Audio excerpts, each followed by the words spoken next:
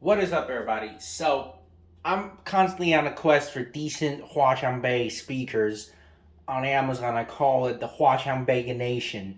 I'm trying to find something that's good, cheap, and made in China, designed in China, just like a Huaqiangbei speaker should be. And I just couldn't get to find one, so I decided to make one myself. I made the Huaqiangbeinator. In Chinese, it's the Huaqiangbei Zhongjieze, the Mark One. On the right here is a speaker that I made during the winter break, and um, actually, I just found something from China, cheap, and looks promising.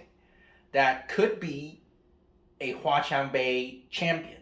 This is the Ortizan M10. I bought it and only to be disappointed. Let's do a quick review on this and compare it to the Huaqiangbeinator, as well as the Tribit Stormbox Blast, just for reference sake. Um, Before we get into all the sound tests and stuff, let's talk about what I like and what I don't like about the Ortizan speaker. So, what I like about it is the fact that it's cheap. It's a JBL Extreme a JBL Boombox size speaker, and you can get it on Amazon almost all the time for about $85 to $95. So it's cheap. It's below $100, only a little bit more expensive than the Skull Candy Barrel XT on discount during, I think, Thanksgiving weeks or Black Friday or whatever. So that is very cheap, and if it could sound almost as good as the Skull Candy XT Barrel XT, which is not a hard to beat uh, opponent, then it would be a very good speaker. It would be a go-to for bargain boomboxes. However, unfortunately, it's not the case. The first thing I dislike about this is the sound. It simply sounds like shit. I did discover the reason for that is I think the DSP chip in there was poorly tuned, or the programming, something's wrong with the programming, that if the volume is in sync with the device, there's literally little to no bass.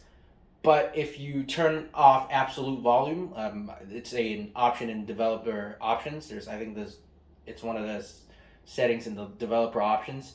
If you turn off absolute volume, meaning that the speaker and the phone will not be in sync, the volume will not be in sync, then the bass comes out. So I think it's a programming issue. I don't know whoever made it. My guess is Xnobo, but I can't really say for sure.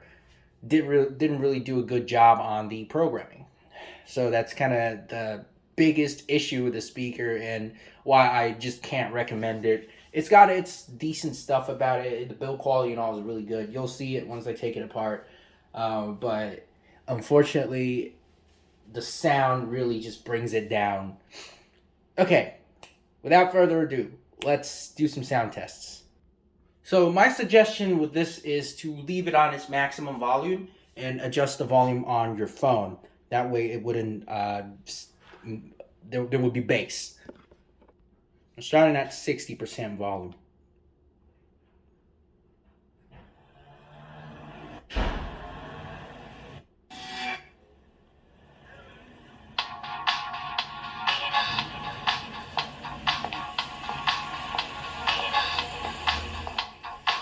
We're on the second EQ mode, the one that glows red.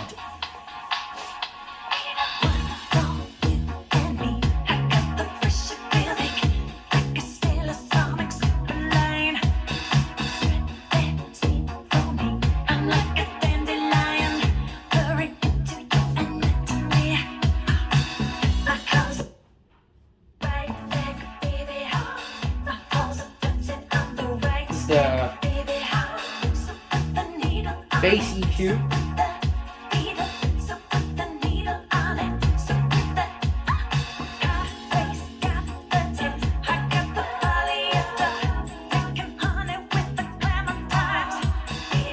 This is the normal EQ.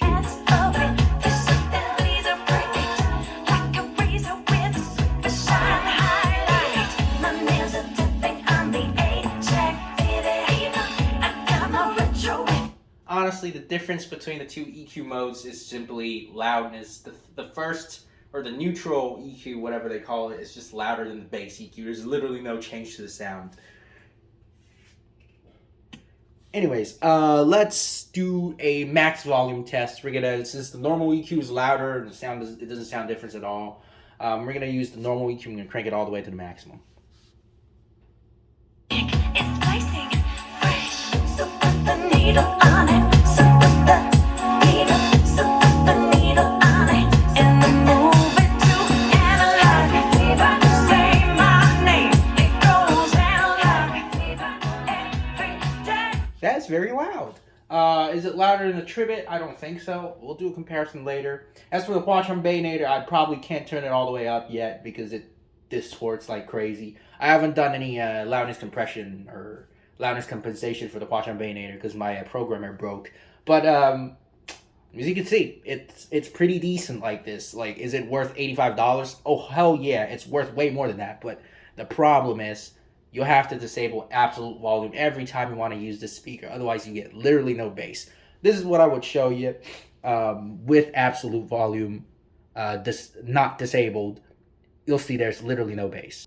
Like I said, I'm going to play a quick snippet with absolute volume enabled, and then a quick snippet with absolute volume disabled. Now, the volume is in sync, so the absolute volume is enabled. We'll be playing at around 60%.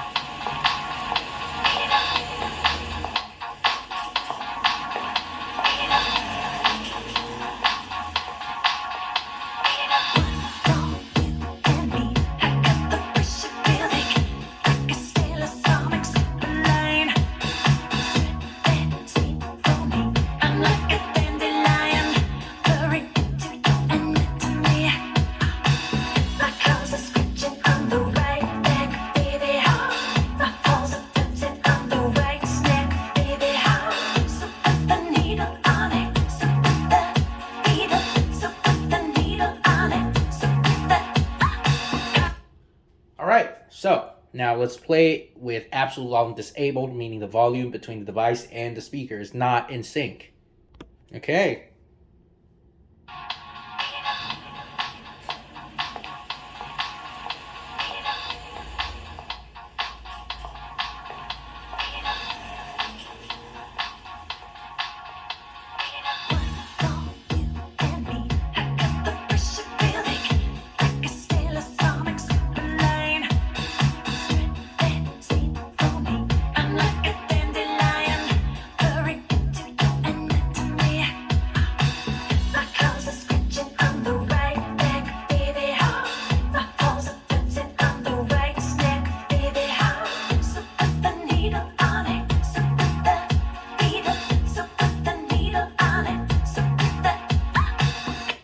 There you have it.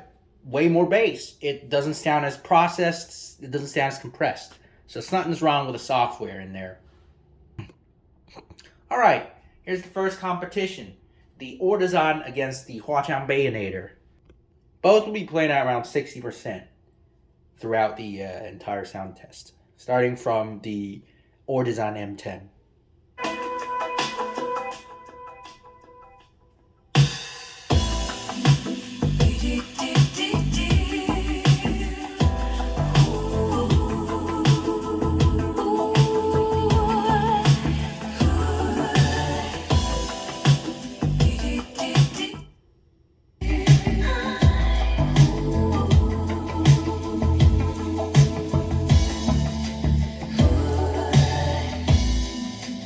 Is it just a dream I'm having inside my fantasy?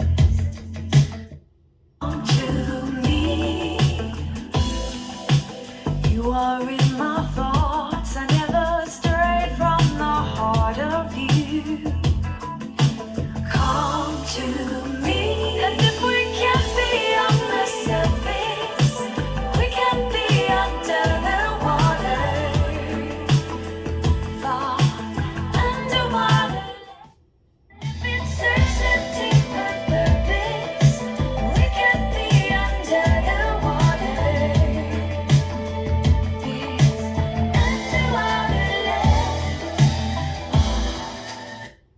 Alright, so as you can tell, both have actually a similar sound signature. The Huaqiangbeinator has a little more bass.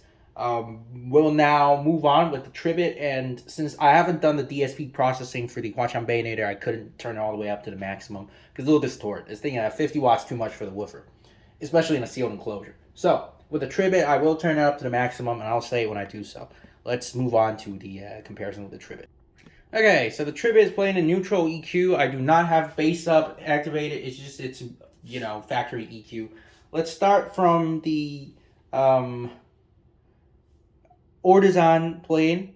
We're gonna get the Ortizan playing first, and then we'll get the Tribit playing.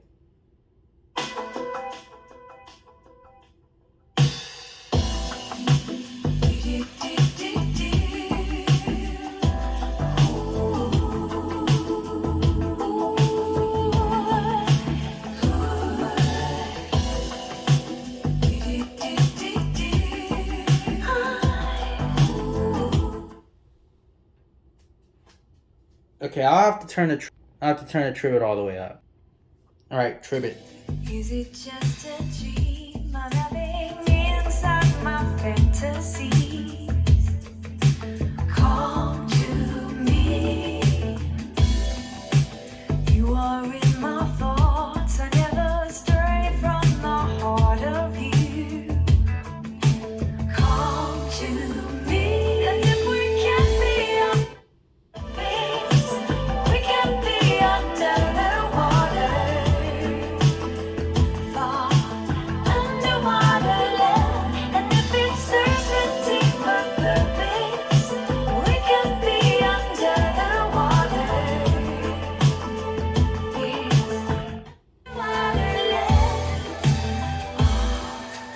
Am I touching you? I wanna feel every part of this. Come I'll be turning both of these to the maximum, starting from the Tribit. forever and a day, whatever feelings take hold of you. Set me free. I give to you all of you. It touches like the starlight. All right, so as you can tell, both of these could play quite loud. Now let's put them away and do a teardown. So I was thinking of using this time to explain why am I so fixated on doing a teardown on every Bluetooth speaker I review. It's really simple. Because I've seen a lot of YouTubers out there that just talk stuff about speakers that they don't know shit at all. They just say, "Oh, this is good build quality. This speaker is so well built. You know, it's a good speaker. Go buy it." They just say that kind of stuff, but they never even taken it apart. You know what's the most important thing in a Bluetooth speaker? It's the components. The speaker drivers, the speaker units decent, the amplifier decent. You gotta look at those in order to be able to tell if it's good quality or not. It's like saying, "Oh God, that girl is hot. She must be a girl that's you know, that I'm going to marry for the rest of my life." And you know what? Turns out she's a fucking hoe, and you had no idea about it because you didn't know how she was like the personality, if you know what I mean. It's kind of like that. So I always take my stuff apart before I could judge whether if it's good quality or not, and that's why I'm doing that. Let's get to it. Okay, so pulling off the grills, the front and the back, reveals nothing at the back and two woofers and two tweeters in the front. So apparently the website or the Amazon said that these are 4.5-inch drivers, but no, these are 3.5-inch drivers. So that's a scam. I don't like them doing that. If it's 3.5, say it's 3.5. For the tweeter, they said it's a 2.6-inch tweeter driver, which to my understanding, it should be one of those full range looking cone tweeters, but no, it's a dome tweeter. It's better. It's even horn loaded, and like it's got a short horn on it. I don't know if that's a horn. It doesn't look like there's a throw, but it's got a waveguide. But if it's a dome tweeter, just call it a dome tweeter. As a matter of fact, I think that's even better for the marketing. So you got a two-way design. This is similar to, say, an Anchor, you know, Motion Boom Pro, whatever it was called, Boom Plus or what, or the Tribit or JBL boombox. And it's the same kind of a layout. You got a 3.5-inch driver and this is actually a 1/2-inch tweeter. It's quite small. Let's get the top off and have a look at the circuits. I'll say when I spot quality, this is the nice dome tweeter. 6 ohms, 15 watts, NL. Let's also remove the woofers. Alright, you have the woofer, 4 ohms, 35 watts, 3.5-inch driver, thick surround, high exertion. I already uploaded a bass test. I will be uploading that, actually. I don't think I've uploaded. Yeah, I'll be uploading that. Good speaker driver. Wow, nice big magnet. Really decent. I'll tell you, I spot quality when I see this. It's sealed. This has its own little compartment so that water doesn't get into it. Apparently, I think it has some sort of an IPX rating or whatever, IP rating. But like I said, I wouldn't trust that on a Chinese speaker because I don't know if they actually went through, all the stuff they have to do in order to verify it, or they could have just slapped it on there. I mean, they call these a 4.5-inch drivers before, but apparently they're lying there. So I wouldn't really trust them for that. However, it says it's IPX rated somewhat, and I could see what they're based off of, so at least it would be splash resistant. I wouldn't recommend any of y'all dumping this into the water, though. It just really isn't a good idea, but it should be splash resistance. So, looking at here, you can see this is a bi-amped configuration. We got two, it's upside down. Two amplifier chips over here, the SGM 470. So apparently it is 40 watts per channel in stereo for 8 ohm drivers. So wow, it's actually a lot of power going into those speakers. I'm pretty sure the DSP is limiting it to a certain extent, so that's not blowing anything up. But apparently these are pretty capable amplifiers. And like I said, this is a 3-chip configuration. You got these MV Silicon BP1048 Bluetooth, DSP, everything system on chip thingy. You got SD card player, auxiliary in, USB. You even got a microphone in, and what that looks like is a preamp, and that looks like a power management for the battery. This is also it's either one of them is probably a converter, buck converter. The other is probably a power management, because I'm pretty sure this is not a 7-volt or 3-volt battery. It's a 12-volt battery. So 11.7, I forgot. It's a 18650 in series kind of battery, so you need a buck boost to raise the voltage to there in order to charge it. And what surprised me the most is, would you look at that looks like a USB input. I'm not really sure if it really is that, but it could very well be it. And if that's the case, then we will be able to program the BP1048. Once I figure the pin out, we'll be able to program the BP1048 and tune the DSP to our liking. I would actually be trying to do that, and if I succeed, I would probably give an update about it. If I won't, I'll just modify the description so you'll be able to tell. And I'm very surprised if I would be able to tune a DSP using ACP Workbench through that. I would say go and buy this speaker no matter what, especially when it's at $85 and you could tune it to your liking. Come on, who needs a JBL when you could actually do that? You can make it sound like a JBL, you can make it sound like anything else. I know how powerful ACP Workbench is. It's pretty decent. At least as good as the Dayton Audio stuff that I'm still trying to figure out, unfortunately. So, pretty good quality. I'd say I'm actually surprised with what it has in there. I bought it expecting it to be just another Huaqiangbei speaker, but seeing that, not so much maybe. I'll try and tune it. Try to tune it to a better sounding speaker. Hopefully it'll be able to compete with, the more higher end stuff. So there you have it. Verdict, I guess you could get it. The fact that it's got a programming port, if I could figure out how it works, I'd say go ahead and buy it. There you have it.